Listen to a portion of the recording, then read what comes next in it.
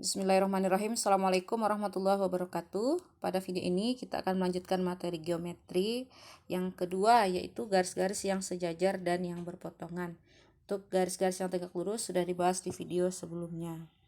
Nah, kita definisikan dulu ya.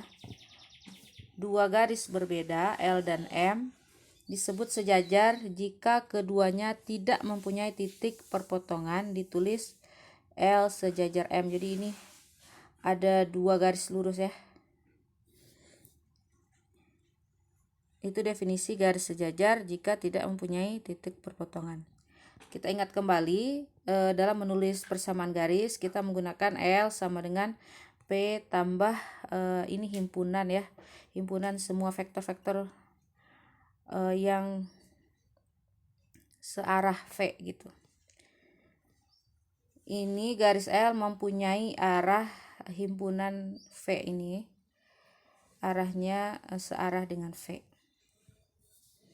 Kita punya sebuah teorema dinamakan teorema 16. Dua garis berbeda L dan M dikatakan sejajar jika dan hanya jika keduanya mempunyai arah yang sama. Jadi dua garis sejajar itu mempunyai arah yang sama. Ini akan kita buktikan karena di sini ada pernyataan jika dan hanya jika. Berarti pembuktiannya harus dua arah. Kita membuktikan dulu dari kanan ke kiri. Artinya apa? Ya, diketahui dulu bahwa L dan M itu garis yang berbeda ya. Nah, dari kanan ke kiri artinya jika L dan M punya arah mempunyai arah sama ya. Ini bukan berbeda. Punya arah sama. Ya, arah yang sama diketahuinya.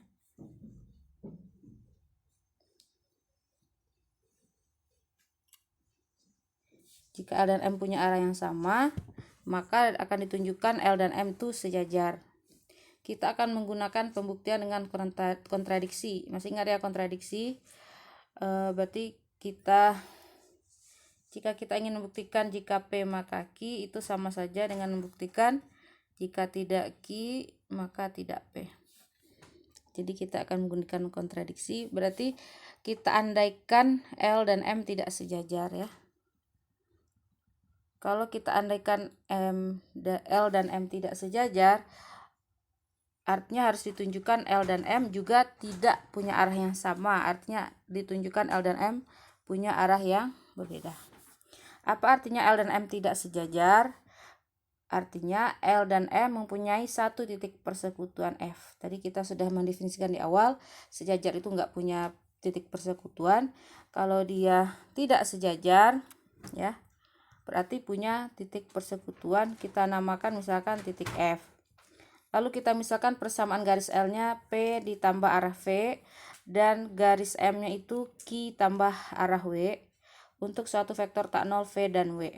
Nah, karena L dan M garis berbeda, maka jelas arahnya ya V itu tidak sama dengan W. Jadi sudah terbukti bahwa arahnya berbeda. Jadi dari definisi garis berbeda aja itu arahnya tidak sama.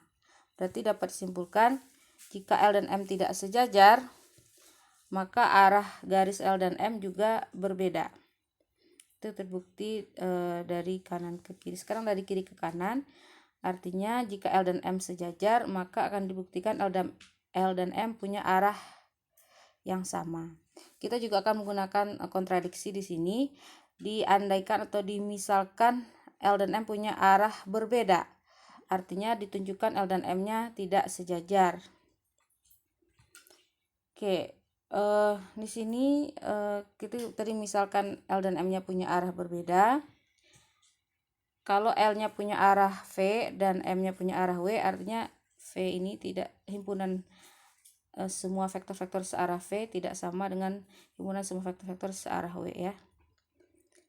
Nah, kita akan tunjukkan bahwa L dan M itu tidak sejajar.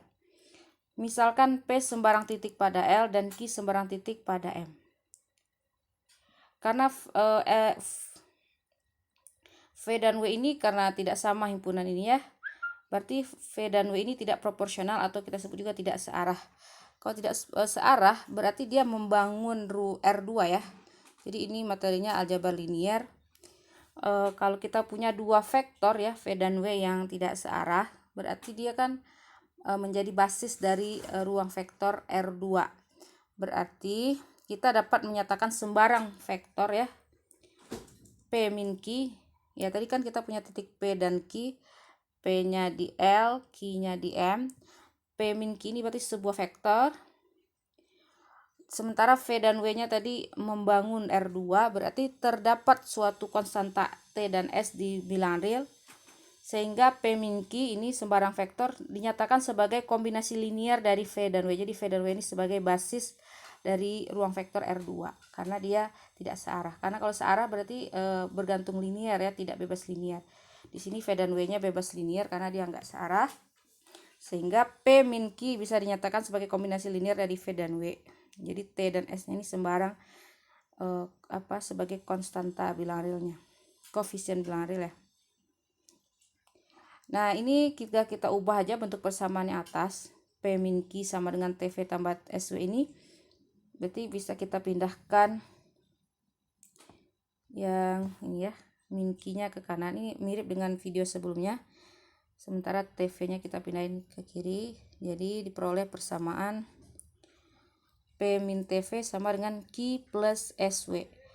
Nah ini adalah kesamaan ya, kesamaan ini berupa titik nih, karena P ya koordinat ini kelipatan dari suatu vektor V. Nah kita misalkan kesamaan ini tuh sebagai F sama dengan P min TV sama dengan Q plus SW. Nah berarti kita tahu bahwa F titik persekutuan garis L dan M. Kenapa? Karena F bisa dinyatakan sebagai P dikurang TV. Karena L tadi adalah L berada pada ya, P berada pada L dengan arah V. Berarti kan ini maksudnya L sama dengan P tambah arah V. Ini garis itu kan himpunan titik-titik ya, simpunan semua titik-titik yang bisa dinyatakan sebagai penjumlahan titik P dengan suatu kelipatan dari V. Nah, karena di sini P dikurang TV ya, ini kan konstantanya T di sini. Penjumlahan P dengan kelipatan dari V, berarti itu titik si F ini berada di garis L, sama juga dengan karena ini persamaan garis, ini adalah dari persamaan garis M ya. M itu tadi melalui Q dan searah dengan vektor W.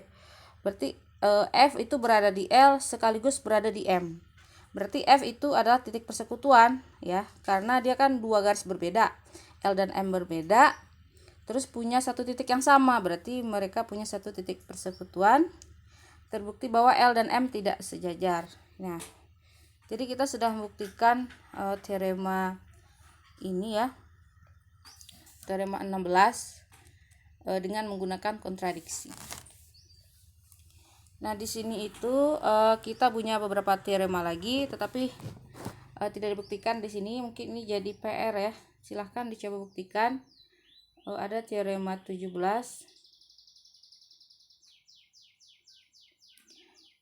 Yang pertama, jika L sejajar M dan M sejajar N, maka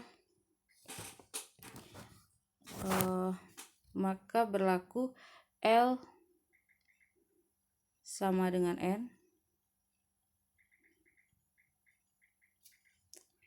atau L sejajar dengan N. Jadi ada dua kemungkinan. Ya ini kalau diilustrasikan ya, kita pakai garis ya. Misalkan kita punya garis nih, pertama garis L ya, mungkin kita bikin ini dulu ya.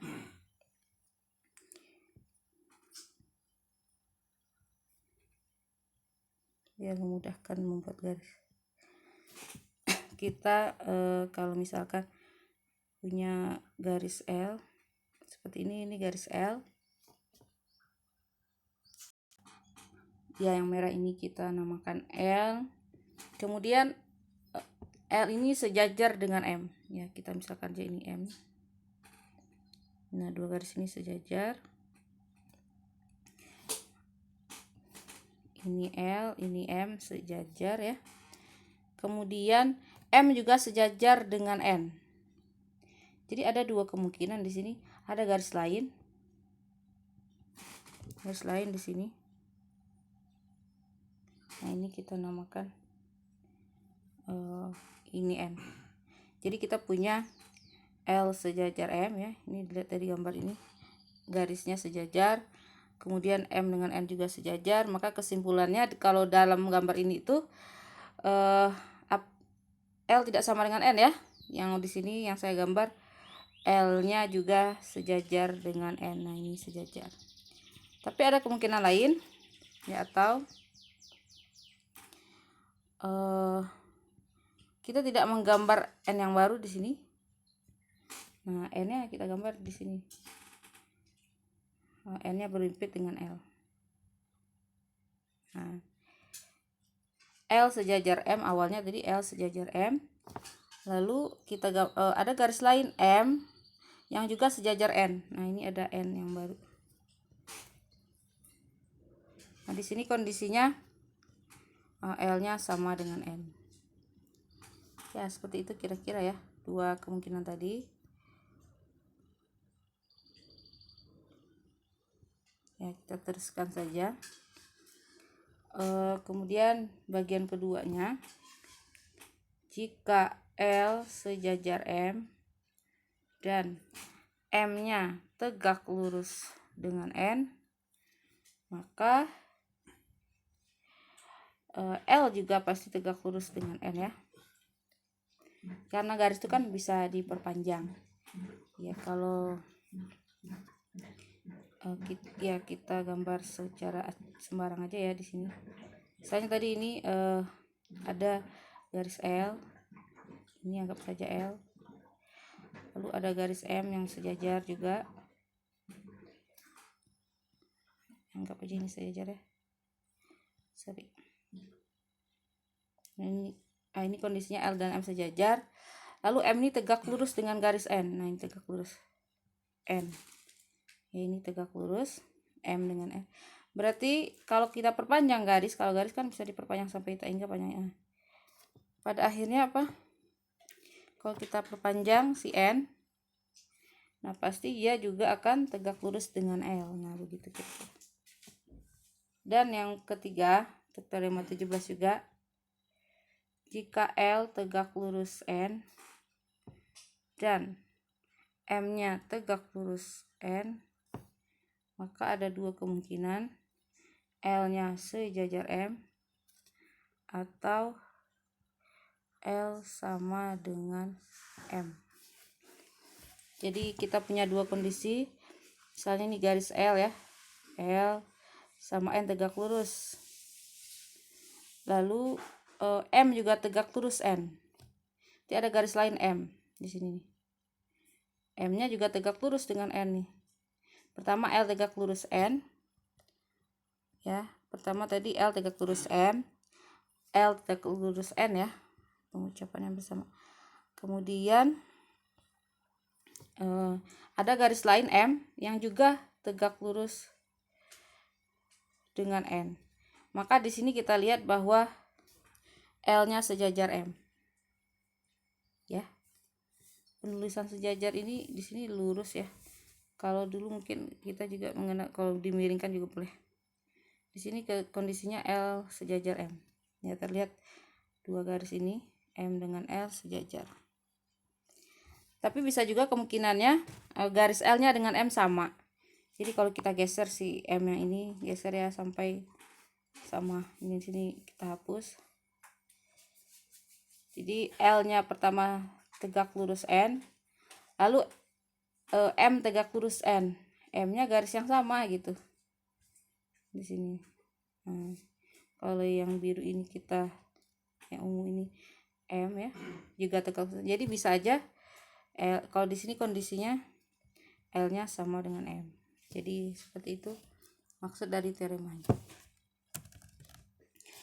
Nah, ini enggak dibuktikan ya. Nanti coba dibuat buktinya. Kemudian teorema 18 juga ada tentang garis jarak di sini ya. Misal L dan M sejajar ya, garis-garis sejajar, maka terdapat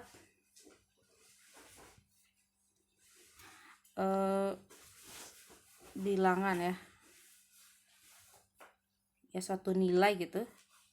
Kita namakan di sini D dalam kurung LM. Ini seperti jarak dua garis ya. Dua garis sejajar tuh punya jarak. Yang unik, jadi nilainya 1 ya. Sehingga jarak dari D ya, dx dengan L, titik X dengan L sama dengan D Y titik Y dengan M. Ini yang menjadi jarak antara L dengan M. Nah, ini XY nya di mana nih? Untuk setiap X di M, X nya di garis M, dan setiap Y ya, titik Y di garis L. Ya, faktanya jika N vektor normal satuan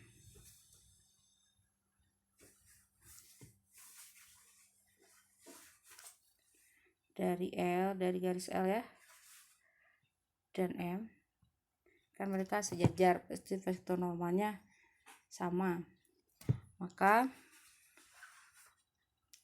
untuk sembarang titik X pada M tadi dan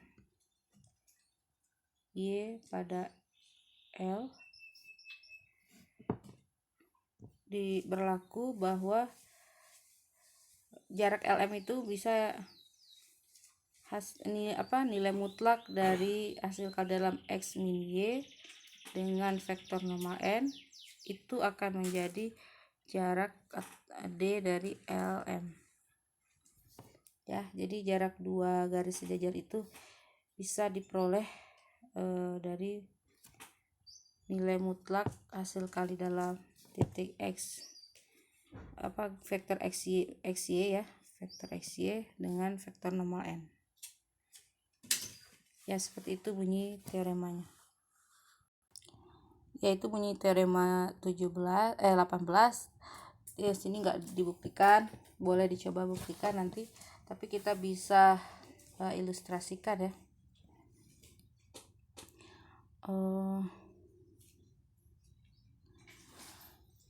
Misalkan L dan M paralel ya, sejajar tadi. Ini garis L, kita pakai ini dulu biar mudah menggambar. Kita punya dua garis sejajar ya, ini L lalu ada M gitu.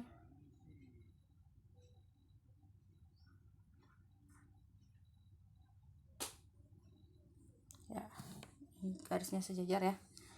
Kemudian titik X di M, kita misalkan ini X, sini Y. Nah, ini maka jaraknya itu dari X ke Y ya. Tadi kan ini gini bunyinya, jarak dari X ke L itu sama dengan jarak dari Y ke M. Nah, ini yang dikatakan sebagai jarak LM. Nah, ini garis L tadi, garis M. Jarak dari X ke L itu kan harus tegak lurus ya. Jadi udah kita hubungkan aja dua titik ini.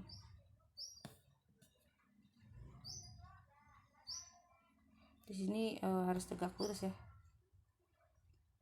Nah, jarak dari X ke L ya, ke garis L, terus dari Y ke garis M. Nah, jarak ini ya yang berwarna hitam ini, inilah yang kita katakan sebagai jarak garis L dengan garis M.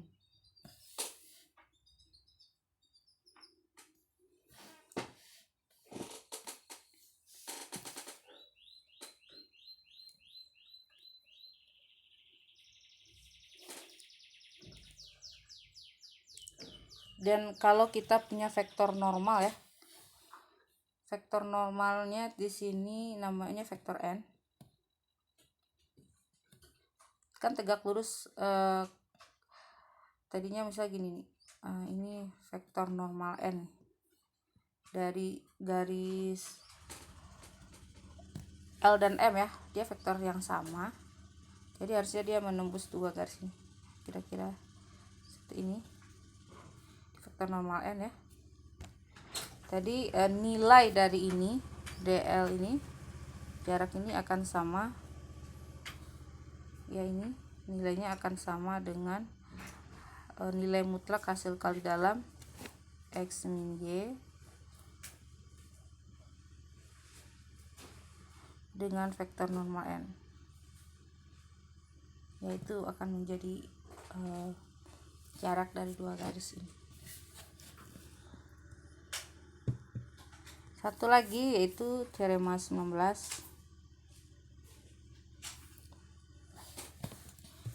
Misal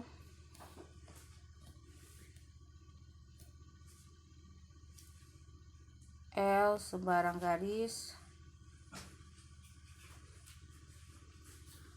dan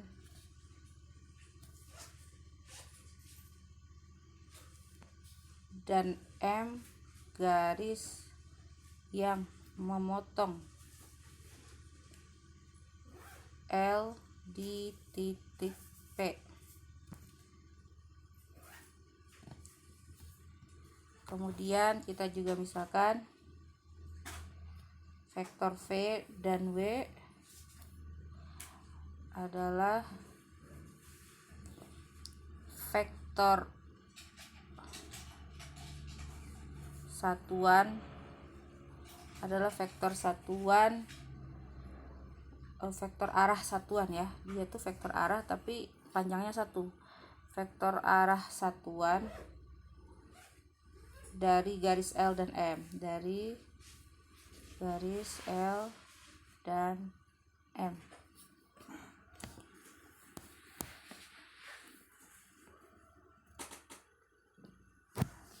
Kemudian di sini juga kita misal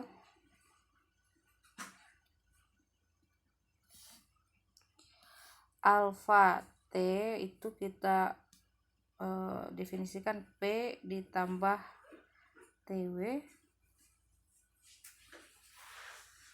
itu sebagai parameter dari garis M ya. Ini udah pernah dibahas sebelumnya ya, parameter garis M.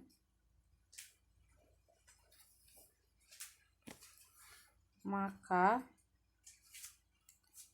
D dari alfa, jarak dari alfa T dengan garis L akan sama dengan nilai mutlak T dikali dengan nilai mutlak, ini kali kasih titik aja ya, nilai mutlak hasil kali dalam W dengan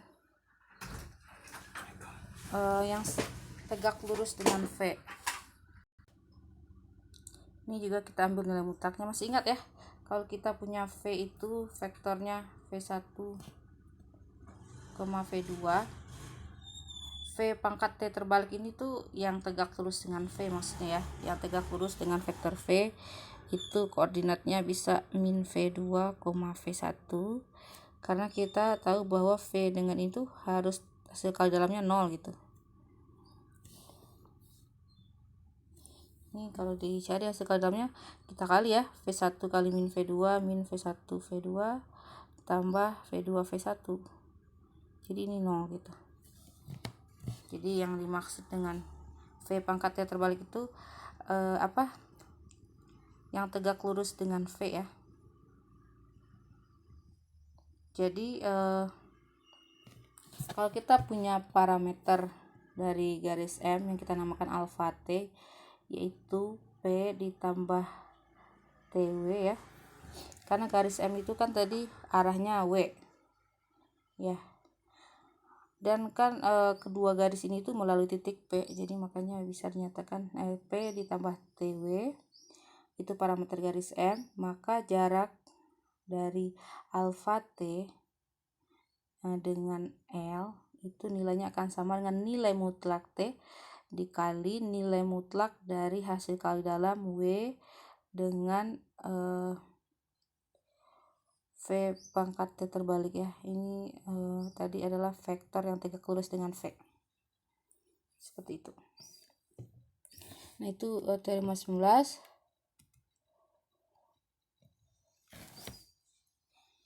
Kemudian juga masih ada sambungannya.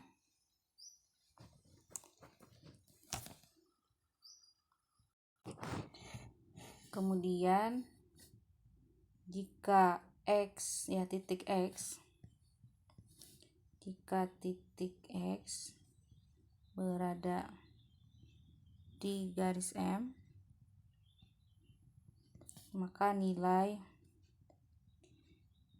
D ya jarak dari X ke L itu akan menjadi merupakan bilangan positif bilangan real non negatif, berarti positif atau nol ya. Ya, boleh juga kita tulis gini ya. Dia akan menjadi bilangan real positif gabung nol ya, boleh gini ya. Ini maksudnya bilangan non negatif ya, bilangan real positif atau nol. Jadi jarak dari titik X ke L itu akan suatu bilangan real positif atau nol, dimana ya di sini dimana setiap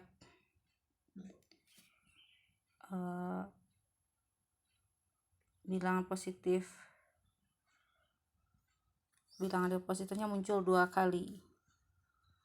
Real positif muncul 2 kali. Ini maksudnya gimana sih gitu ya. Ya, kita ilustrasikan saja terlebih dahulu biar paham maksudnya. Jadi kalau misalkan kita punya garis L ya, ini anggap saja garis L, kemudian ada garis lain yang namanya garis M ya.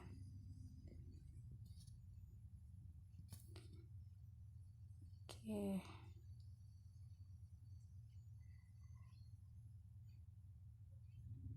Ya, bisa kita perpanjang ya, kira-kira gini, seperti ini aja ya. Nah, ini garis M, dia berpotongan di sebuah titik yang namanya titik P. Kemudian tadi ada alfa T ya, ada alfa T. Alfa T itu P ditambah TW ya. Alfa ya nilai di sini nih, misalkan ini, oke sebentar, parameter garis M ya. Parameter garis M itu maksudnya setiap titiknya itu bisa dinyatakan sebagai alfa T gitu. Kita anggap saja di sini ada titik X pada garis M, atau ini nilainya nanti alfa T. Jarak dari X ke L ya, kalau kita menuliskan jarak ya, berarti jaraknya dari sini terlihat segaris lurus ya, dari sini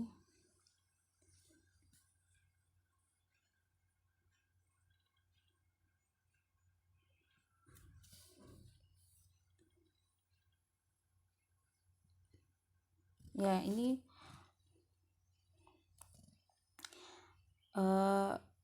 Ini akan menjadi jarak ya, yang berwarna biru ini akan menjadi jarak dari X ke L. Itu bilangannya bilangan positif atau 0 ya. Kalau 0 itu berarti si X nya sama dengan P. Kalau si X nya sama dengan P ya berarti jarak dari X ke L jadi 0. Tetapi kalau enggak berarti jarak X ke L itu bilangan positif ya, bilangan real positif. Kenapa muncul 2 kali ya? Kalau ada di sini ya, ini anggap aja panjangnya 2 ya, 2 kotak di sini. Nanti ada lagi yang jaraknya 2 kotak di sini. Nah, ada nilai lain muncul 2 kali. Kalau kita namakan ini titik Y ya, pada M DYL berarti ya. Ya nilainya sama ya di gambar ini ya. Nilai DXL itu sama-sama 2 ya, dengan jarak YL. Jadi itu yang dimaksud tadi, muncul 2 kali kalau bilang positif. Tapi kalau 0 ya sekali kalau si X nya itu berada di P gitu, berimpit. Nah mungkin seperti itu gambarannya ya. Alfa T ini tadi adalah parameter dari garis M. Mungkin ingat lagi materi sebelumnya ya, parameter garis ya, seperti itu. Jadi teorema 19 ini menyatakan bahwa kalau kita punya sembarang garis L, kemudian ada garis M yang memotong L di titik P, ya inti dari teoremanya yang ini, yang persamaan ini ya, jarak dari alfa T ke L ya. Di sini ya alfa T nya sih kita misalkan sebagai X ya, sebuah titik ya. Alfa T itu berada di sepanjang garis M gitu. Jadi titik X ini bisa dinyatakan sebagai alfa T gitu. Nah berarti jarak dari X ke L, atau kalau X nya kita ganti berarti jarak dari alfa T ke L gitu ya. Nah nilainya akan sama dengan nilai mutlak T dikali dengan nilai mutlak ini, hasil kali dalam dari W. W ini arah dari vektor M nya, kemudian arah vektor L nya itu kita ambil yang tegak lurusnya. Oke. Jadi inti dari teoremanya yang dimerahin ini ya, untuk menyatakan jarak dari sebuah titik di M ya ke garis L. Seperti itu. Jarak ini, nilai ini akan sama dengan nilai mutlak T dikali dengan nilai mutlak hasil kali dalam W dengan V tegak lurus V. Sepertinya ini harus ada angka-angka ya.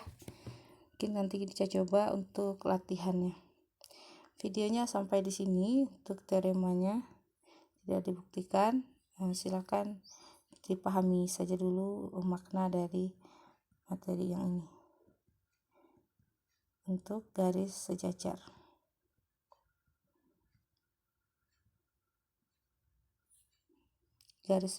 dan berpotongan.